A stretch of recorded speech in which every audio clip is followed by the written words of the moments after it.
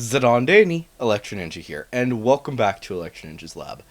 In today's video, we are going to be talking about possibly the worst rated and worst received game ever made by Square. And I do mean that. This game was not well received by any means, and honestly, I think like some people that are rating this game that there are good things, it's hard to really say for sure what exactly is actually fans saying this and what is just Square fanboys being like, this is an amazing game because it's Square. This is a bad game. Let's be very clear on that. Balan Wonderworld is a bad game. But despite all that, I still enjoy this game to a degree.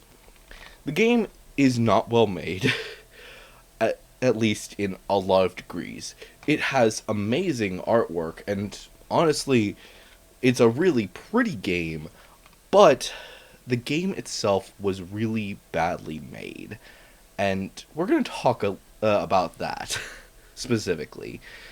If you know what you're going to be getting as you're going into this game, then I think that you'll be able to better understand what exactly is going to happen. And better be prepared if you actually do decide to pick this game up, considering the fact that it's dirt cheap now. But yeah, let's talk about Balan Wonderworld. Like I said, this game was terribly received. From the moment that the demo came out, people were outraged by it. I decided when I was starting to see all of these things, I was gonna just try out the demo, see what's going on. Try it out, and I was like, oh my gosh, this is a really bad game. Now, the biggest problems with the game are mostly in the controls, as well as the story. You may have heard the age-old saying, show don't tell. This game really needs some tell don't show, because there's certain games have done really well in telling a story without ever saying a word, or if they aren't saying something, they'll often say it in a different format. For example, there's this one game where the character uses sign language. That is an amazing concept. Games like Biomutant, that tells its story through the subtitles mostly. And yes, there is some that is different. There's obviously some difference in there, but this doesn't have that, like, at all. When you pick this game up and start playing it, it will always be in the characters only speak in Japanese, and the only times that you get subtitles are at the very beginning and at the very end, and even that is very minimalistic. And honestly, it's really hard to understand what exactly is going on with the story, because they really tried to do show don't tell throughout the entire story, but it's not clear. Basically, every single character within this game is sad because of some reason, and then they get happy for some reason. And you see a lot. Let me just go over the first character, the farmer.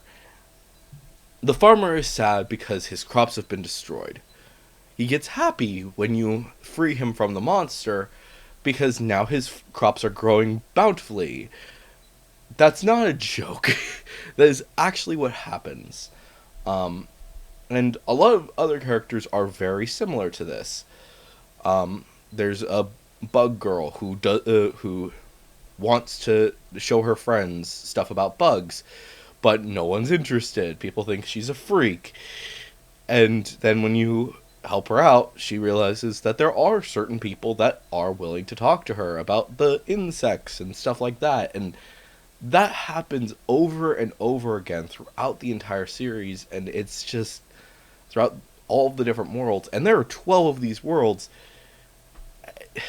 It doesn't go well, to say the least. And all of this story is told only as you're doing the boss fight. Right at the beginning, before you actually start the boss fight, and then right afterwards, once you defeat the boss. And every single boss has a dance number right afterwards before you actually see that final ending. And oh boy, those dance numbers are just so bad. Like you watch one, you've seen them all. That's how it is.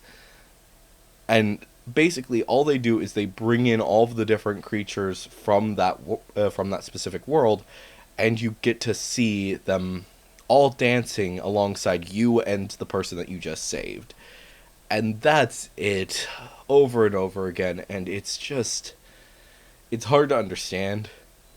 Like, apparently there is a little bit of story as well for your main character, but you get your story right at the beginning, and by the time that you actually get to the end, you've forgotten it. Because this game, it's pretty long. Like I said, there are 12 different worlds, and each of these 12 worlds is split into 3 sections. The first 2 sections are your actual levels, and then you have your boss level that you defeat afterwards. Now, I think that that's a fine method, but with such a repetitive standard, it's just really annoying. Every level has has a few costumes, and no matter which costume you're looking at, they're all pretty samey. You've got your attackers and you've got your jumpers. That's it. And sure, some of them have different abilities. Like, one is able to extend extend their body, and in order to basically allow you to wander around. One is able to do a slam. One is able to do a double jump. One is able to walk higher as it's jumping, and so on and so forth. A few are able to go across long distances, and that's basically what it is. Over and over again, you see these things, and then there's also the randomized ones, and we'll talk about that. And that actually is a good time to actually bring it up. Let's remember that this is a PlayStation game, and all PlayStation controllers have the same control scheme no matter what it is. Both the PS4 and the PS5, they look exactly the same. Let me tell you how many buttons you need to press through this game. R1 and L1, those change which costume you're wearing. Your left analog stick allows you to move. Your right analog stick allows you to change to move the camera. Okay? Every other button on your controller, except for the D-pad and your touchpad, do nothing. Or do the exact same thing. The D-pad and the touchpad do the exact same thing. Do absolutely nothing. Those two do nothing. Every other button does the exact same thing. Square, triangle, circle, X, L2 and R2 all do the exact same thing. Yes, I did those backwards, but the point is that every single button does the exact same thing. Jump or costume ability. That's it. There's no, like, oh yeah, one button is jump, one button is attack, one button is costume ability. I think that would have been really fun. One button allows you to automatically go into your freaking, I don't know, your to go back to your normal state. That would have been fun. Seriously, you have 3 costumes maximum, and then you can't, and if you even have one costume, you can't go back into your human form. And that was a problem that happened multiple times as I was playing the game. If you ever get into a spot where you are stuck, where you can't, where the only way to get out is to jump, if you happen to be wearing a costume that is a shooter rather than a jumper, then you are unable to get out of that spot. There is no way to get out. The only way that you can get out is to go to the menu and then return to the Isle of Tims. The problem with this is that if you do not complete the level, then level resets. Um, certain times it's a little bit different, but depending on what point you're at, the level resets. Yes, there are certain points that will save your progress, but for example, I went to the to a firefighter section, and afterwards, and this is a really open section that doesn't have a whole lot of checkpoints. I had just completed everything in the game. I fell down into the area that where I got stuck, and I didn't have anything but a blaster. I was stuck in that game, and then I had to redo the entirety of the level just to continue the story. That's not kidding, and that was just awful.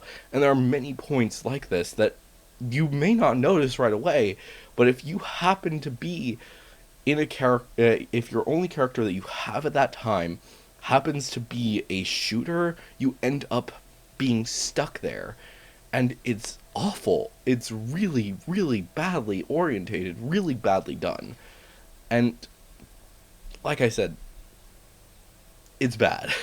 Balan Wonderworld is a bad game, but like I said, there are some good things about this game. Primarily the artwork. It is a very pretty game. If you open the game, you are probably going to look around and be like, oh, this is kind of nice. It's a calming game. And honestly, if you just want to turn your brain off for a little bit, just go and sit at the Isle of Tims for a bit. Watch your Tims play around all over the island, because that is quite a lot of fun. I will admit that.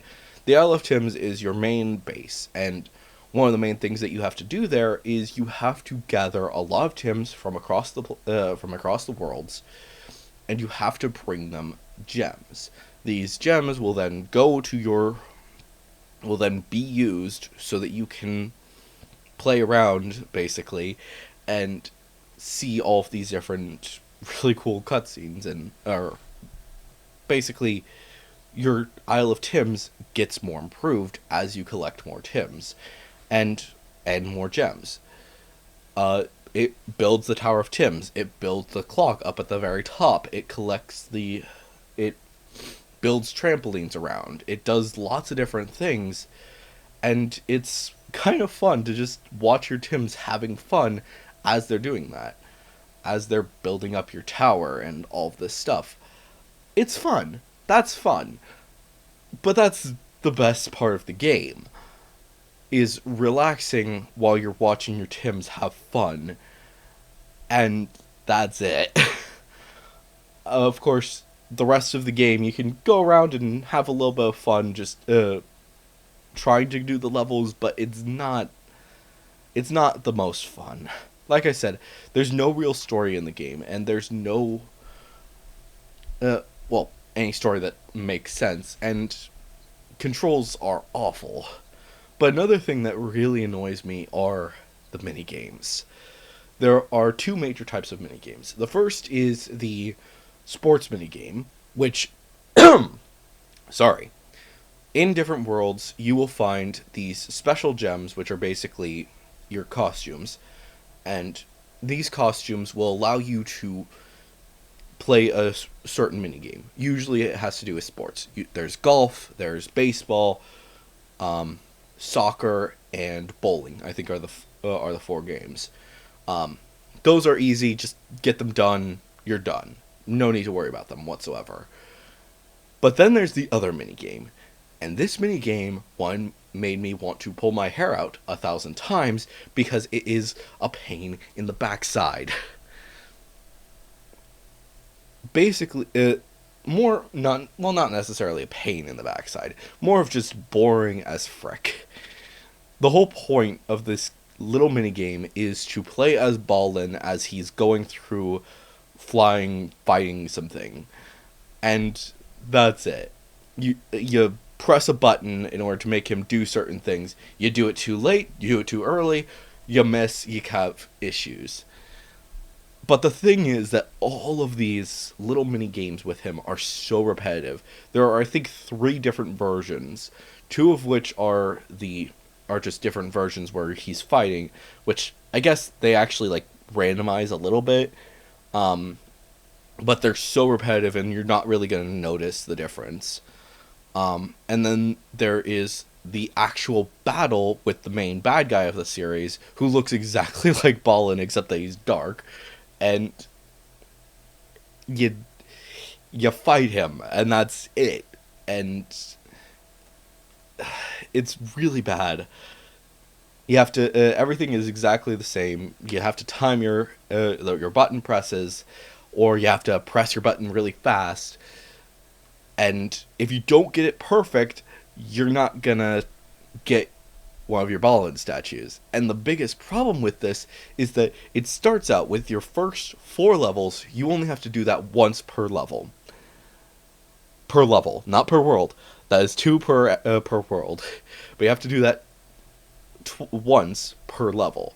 Then, at your next 4, you have to do that twice per level. You see where I'm going with this.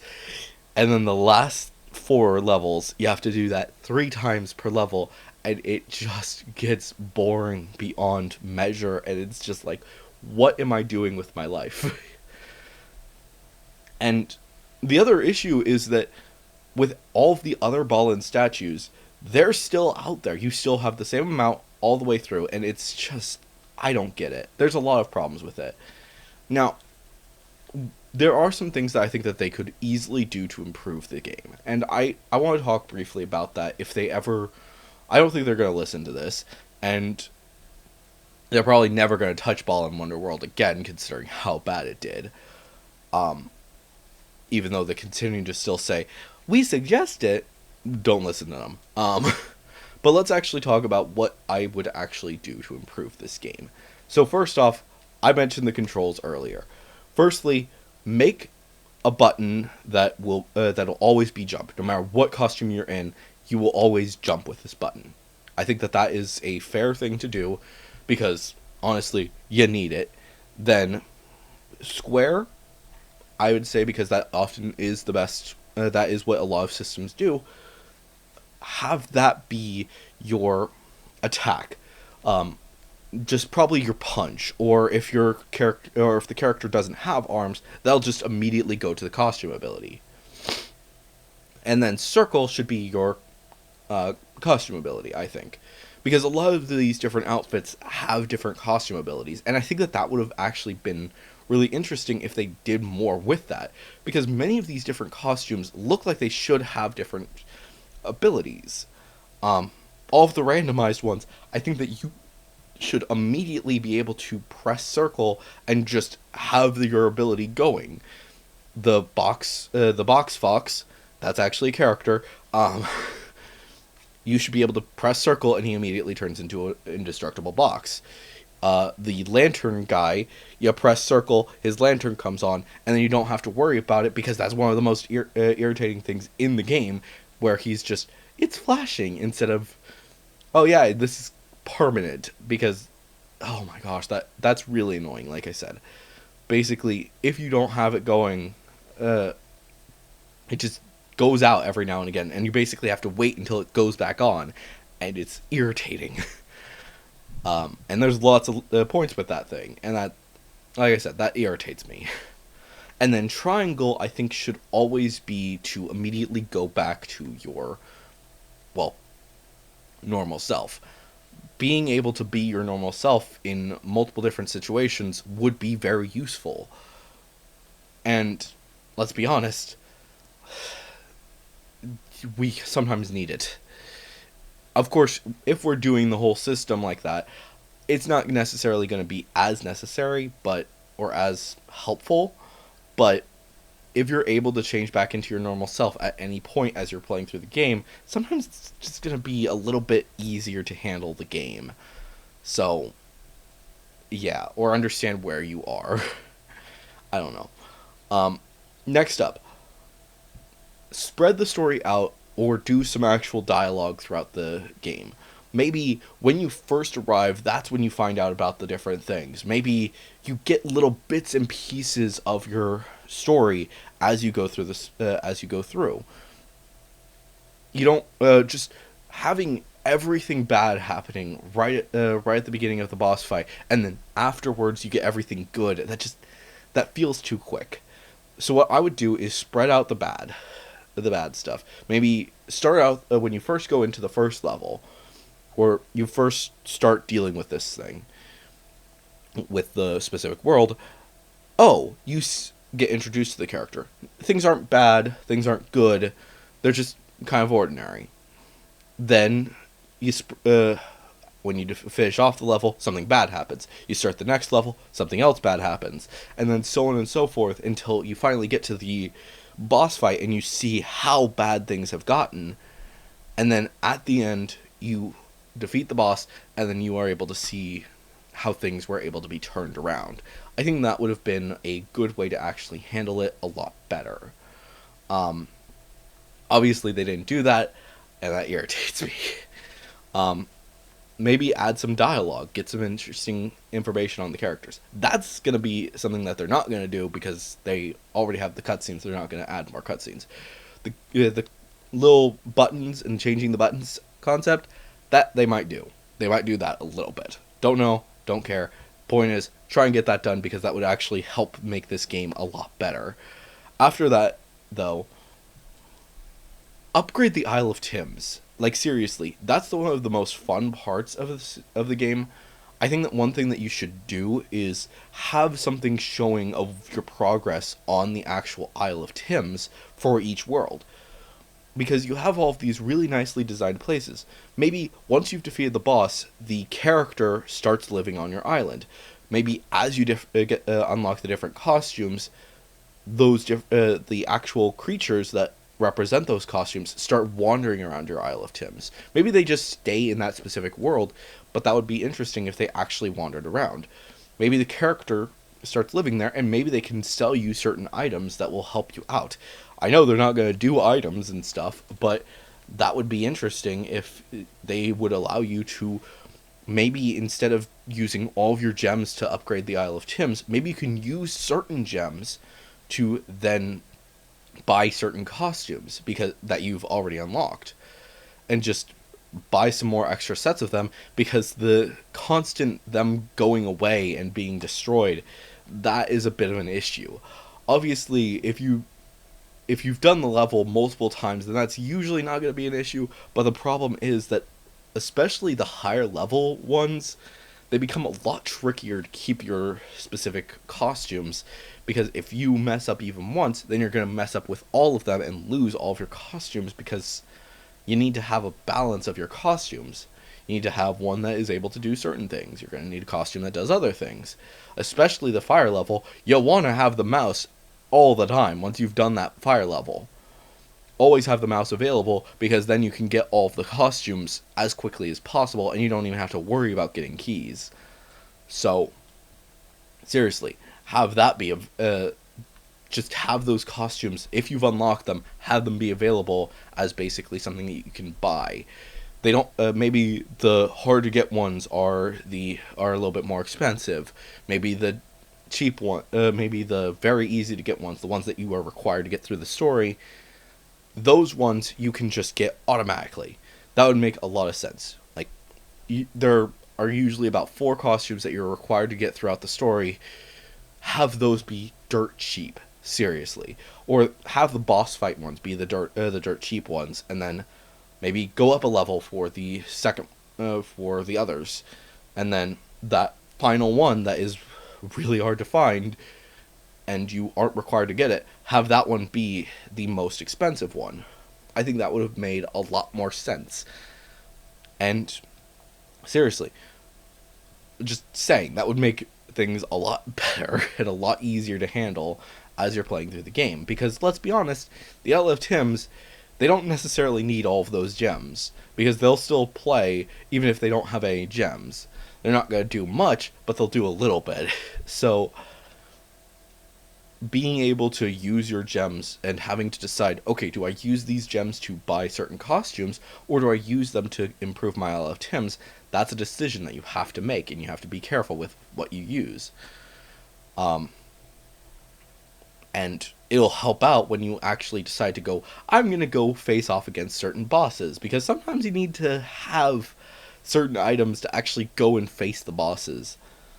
But I don't know. That's not the point. Continuing on. After you've actually completed the story, and then basically another thing that I think they should do is every Balan statue I think should appear on the Isle of Tims, so you can look at the actual island, the section of the island for that level, and be like, oh, I already have every single Balan statue. Maybe it completes the area a bit more or something. I don't know.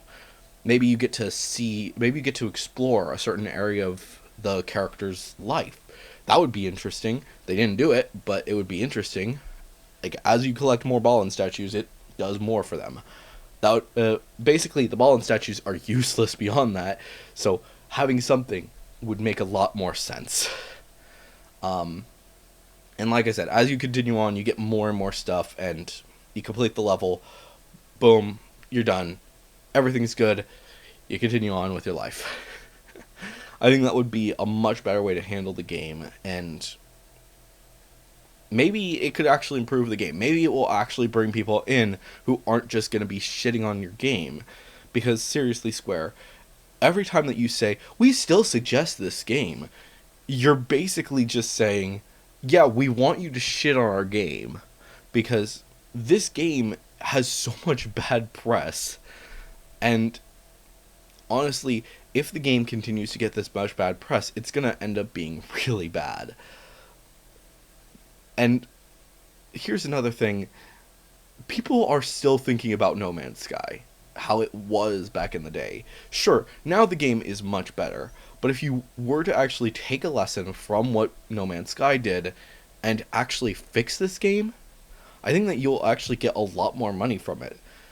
Maybe you could start reselling the discs again, because honestly, you're not going to get anyone buying a new copy of this game because it is so poorly received. And you're probably never going to get money off of it ever again. But that's just life. So, yeah. It's a bad game. Hopefully Square will understand that they can improve it. They can fix it. But they're probably not going to. Until then, though, hopefully we'll see if things get better. Otherwise, still try to enjoy the game.